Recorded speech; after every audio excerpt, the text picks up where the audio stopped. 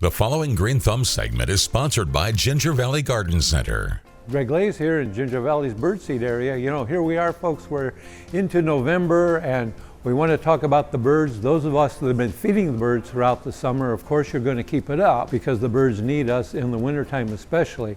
Maybe we'll get some deep, heavy snows this winter, so that's all the more important to do the bird seed in the wintertime. So we're going to just show you some different kind of feeders. Most of the feeders hold a mix. I'm holding a mix here. They're good for a mixture. The mixtures can be all different kinds of mixtures. We have several selections here of mixtures. What you want to have is a pretty decent combination of carbohydrates and proteins. And your carbohydrates come from the corn and the millet and the milo, and the protein come from the sunflower, and then there's safflower and others. So that's what you want in the mix. Then all the birds will come to that.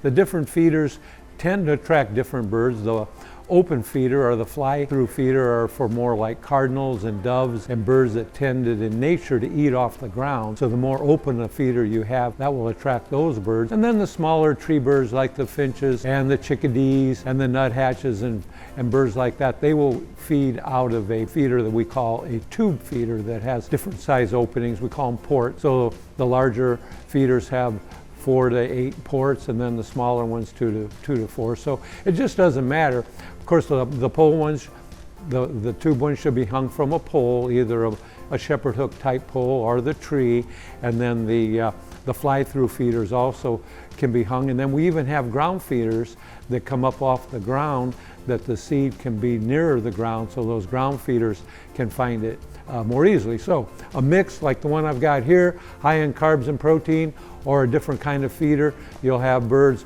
all season long. For Ginger Valley, this is Greg Lake.